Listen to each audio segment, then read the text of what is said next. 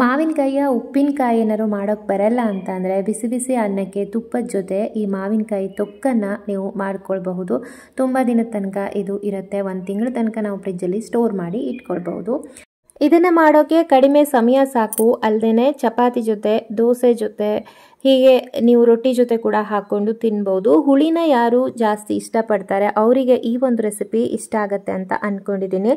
ಹಾಗಾದರೆ ಹೇಗೆ ಮಾಡೋದು ಅಂತ ತಿಳಿಸ್ಕೊಡ್ತೀನಿ. ಅದಕ್ಕಿಂತ ಮೊದಲು ಯೂಟ್ಯೂಬಲ್ಲಿ ನಮ್ಮ ಈ ವಿಡಿಯೋ ನೋಡ್ತಾ ಇದ್ದರೆ ಚಾನಲ್ಗೆ ಸಬ್ಸ್ಕ್ರೈಬ್ ಆಗಿ, ಹಾಗೆ ಫೇಸ್ಬುಕ್ಕಲ್ಲಿ ನೋಡ್ತಾ ಇದ್ದರೆ ಫೇಸ್ಬುಕ್ ಪೇಜನ್ನು ಫಾಲೋ ಮಾಡಿ.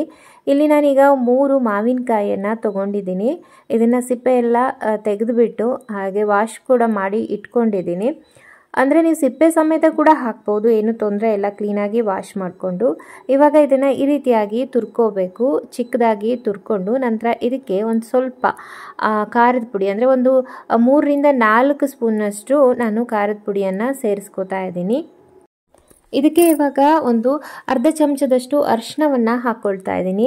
ಹಾಗೆ ಇದಕ್ಕೆ ಉಪ್ಪನ್ನು ಕೂಡ ಸೇರಿಸ್ಕೊತಾ ಇದ್ದೀನಿ. ರುಚಿಗೆ ತಕ್ಕಷ್ಟು ಉಪ್ಪು, ಅಂದರೆ ಇದು ಹುಳಿ ಇರೋದ್ರಿಂದ ಸ್ವಲ್ಪ ನೋಡ್ಕೋಬೇಕಾಗತ್ತೆ. ಆನಂತರ ಸ್ವಲ್ಪ ಬೆಲ್ಲವನ್ನು ಕೂಡ ಹಾಕ್ಕೋಬೇಕಾಗತ್ತೆ. ಇವಿಷ್ಟನ್ನು ಒಂದ್ಸಲ ಚೆನ್ನಾಗಿ ಮಿಕ್ಸ್ ಮಾಡಿ ಇಟ್ಕೋಬೇಕು. ಒಂದು 10 ನಿಮಿಷ ಸಾಕು. ಇದನ್ನು ಚೆನ್ನಾಗಿ ಮಿಕ್ಸ್ ಮಾಡಿ ಬಿಟ್ಟರೆ ಸಾಕು, ಅದು ನೀರೆಲ್ಲ ಬಿಟ್ಕೊಳ್ಳುತ್ತೆ. ಆನಂತರ ಇದನ್ನು ಹೇಗೆ ಮಾಡಬೇಕು, ಏನು ಮಾಡಬೇಕು ಅಂತ ತಿಳಿಸ್ಕೊಡ್ತೀನಿ. ನೋಡಿ, ಈ ಥರ ಕ್ಲೀನಾಗಿ ಇದನ್ನು ಚೆನ್ನಾಗಿ ಮಿಕ್ಸ್ ಮಾಡಿ ಇಟ್ಕೊಳ್ಳಿ. ನೋಡ್ತಾ ಇದ್ರೇ ಬಾಯಲ್ಲೆಲ್ಲ ನೀರು ಬರುತ್ತೆ ಅಲ್ವಾ, ತುಂಬ ಚೆನ್ನಾಗಿರುತ್ತೆ. ಒಂದ್ಸಲ ಟ್ರೈ ಮಾಡಿ ನೀವು ನೋಡಬಹುದು. ಆನಂತರ ಇದನ್ನು ತುಂಬ ಟೈಮ್ ತನಕ ಸ್ಟೋರ್ ಕೂಡ ಮಾಡಿ ಇಟ್ಕೋಬಹುದು. ಅಂದರೆ 1 ತಿಂಗಳಂತೂ ಖಂಡಿತ ಬರುತ್ತೆ. ನೀವು ಫ್ರಿಜ್ಜಲ್ಲಿ ಕೂಡ ಇದನ್ನು ಚೆನ್ನಾಗಿ ಒಂದು ಗಾಜಿನ ಬಾಟ್ಲಲ್ಲಿ ಹಾಕಿ ಇಟ್ಬಿಟ್ರೆ ಚೆನ್ನಾಗಿ ಬರುತ್ತೆ. ಇದು ಹಾಕಿ ಕೂಡ ಇಟ್ಕೋಬಹುದು. ಇವಾಗ ಇದಕ್ಕೊಂದು ಪೌಡ್ರ್ ಮಾಡ್ಕೋಬೇಕು. 1 ಸ್ಪೂನ್ನಷ್ಟು ಸಾಸಿವೆ ಮತ್ತು ಒಂದು ಅರ್ಧ ಸ್ಪೂನ್ನಷ್ಟು ಮೆಂತೆ ಕೂಡ ತಗೊಂಡು ಇದನ್ನು ಚೆನ್ನಾಗಿ ಫ್ರೈ ಮಾಡಿಕೊಂಡು ಪೌಡ್ರ್ ಮಾಡಿ ಇಟ್ಕೋಬೇಕು. ಹಾಗೆ ಇಲ್ಲಿ ಸ್ವಲ್ಪ ಆಯಿಲ್ ಜಾಸ್ತಿನೇ ಹಾಕೋತಾ ಇದ್ದೀನಿ. ಇದು ಆಯಿಲಲ್ಲೇ ಬೇಯಬೇಕಾಗತ್ತೆ ಅದು ಮಾವಿನಕಾಯಿ. ಹಾಗಾಗಿ ಈಗ ಇದಕ್ಕೆ ಆಯಿಲ್ ತಗೊಂಡಿದ್ದೀನಿ, ಅಂದರೆ ಅಡುಗೆ ಎಣ್ಣೆನ ಹಾಕ್ಕೊಂಡಿದ್ದೀನಿ. ಆನಂತರ ಇದಕ್ಕೆ ಸ್ವಲ್ಪ ಸಾಸಿವೆ, ಒಗ್ಗರಣೆಗೆ ಸಾಸಿವೆ ಹಾಕ್ಕೊಂಡು ನಂತರ ಬೆಳ್ಳುಳ್ಳಿಯನ್ನು ಸಿಪ್ಪೆ ಎಲ್ಲ ತೆಗೆದ್ಬಿಟ್ಟು ಕ್ಲೀನಾಗಿ ಜಜ್ಜಿ ಇಟ್ಕೋಬೇಕು. ಅದನ್ನು ಇವಾಗ ಒಗ್ಗರಣೆಗೆ ಹಾಕ್ತಾ ಇದ್ದೀನಿ. ಹಾಗೆ ಕರಿಬೇವಿನ ಸೊಪ್ಪನ್ನು ಕೂಡ ಹಾಕಿದ್ದೀನಿ. ಒಗ್ಗರಣೆ ಮಾಡ್ಕೋಬೇಕಾಗತ್ತೆ. ಇವಾಗ ಒಣಮೆಣಸಿನ್ಕಾಯಿ ಹಾಕ್ತಾ ಇದ್ದೀನಿ. ಆನಂತರ ಇದಕ್ಕೆ ಇಂಗನ್ನು ಹಾಕ್ಕೋಬೇಕು. ಮಾವಿನಕಾಯಿಯ ಯಾವುದೇ ಒಂದು ರೆಸಿಪಿ ಮಾಡೋದ್ರೂ ಇಂಗು ತುಂಬ ಚೆನ್ನಾಗಿ ಅದಕ್ಕೆ ಒಂದು ಫ್ಲೇವರ್ ಕೊಡುತ್ತೆ ಮತ್ತು ಒಂದು ಟೇಸ್ಟ್ ಕೂಡ ಕೊಡುತ್ತೆ ಅನ್ಬೋದು.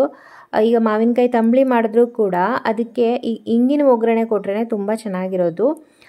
ಈಗ ಇಲ್ಲಿ ಇಂಗು ಕೂಡ ಹಾಕೋತಾ ಇದ್ದೀನಿ. ಒಂದು ಸ್ವಲ್ಪ ಇಂಗನ್ನು, ಒಂದು ಚಿಟಿಕೆ ಆಗೋಷ್ಟು ಇಂಗನ್ನು ಸೇರಿಸ್ಕೋಬೇಕು. ಆನಂತರ ಇಲ್ಲಿ ನೋಡಿ ಮಿಕ್ಸ್ ಮಾಡಿ ಇಟ್ಟಿದ್ವಲ್ಲ ನಾವು ತುರಿದಂಥ ಮಾವಿನಕಾಯಿ, ಖಾರ ಪುಡಿ, ಉಪ್ಪು, ಅರಿಶಿನ ಎಲ್ಲ ಸೇರಿಸ್ಬಿಟ್ಟು ಬೆಲ್ಲವನ್ನೆಲ್ಲ ಸೇರಿಸ್ಬಿಟ್ಟು ಅದನ್ನು ಇದಕ್ಕೆ ಹಾಕ್ಕೋಬೇಕು. ಇವಾಗ ಇದು ನೀರು ಬೇರೆ ಬಿಟ್ಕೊಂಡಿದೆ. ಒಂದ್ಸಲ ಎಣ್ಣೆಲಿ ಹಾಕಿದಾಗ ಚರ್ರ ಅಂತ ಇರುತ್ತೆ. ಆನಂತರ ನೋಡಿ ಚೆನ್ನಾಗಿ ಇದನ್ನು ಬೇಯಿಸ್ಕೋಬೇಕು. ಅದು ತಳ ಎಲ್ಲ ಬಿಡ್ತಾ ಬರುತ್ತೆ. ಹಾಗೆ ಬಿಟ್ಟಿಡಬೇಡಿ, ಈ ಥರ ಕೈಯಾಡಿಸ್ತಾನೆ ಇರಬೇಕು.